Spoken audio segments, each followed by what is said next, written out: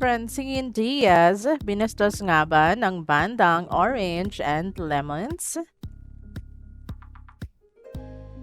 Hello, showbiz aficionados. Please subscribe and click the notification bell for more celebrity updates. Tara, chikahan na! Viral ang hugot ng isang miyembro ng bandang nag-perform sa isang provincial show kamakailan. Ayon sa kanya, matagal raw silang naghintay ng kanilang turn para makakanta sa nasabing event.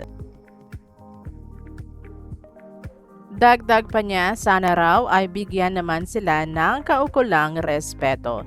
Sa kaugnay na video ng nasabing insidente, nasa entablado kasi ang kilalang Pinoy pop rock band na Orange and Lemons nang tawagin ng host ng ganap si Francine Diaz para bumati sa audience. Obvious na nagkaroon ng commotion dahil tila naimbierna ang nabanggit na banda sa di umano'y paniningit umano ni Francine sa stage na iniintrigang pinaboran ng organizer. Habang kumakanta naman ang actress ay maririnig na naglalaro rin ng instrumento ang banda.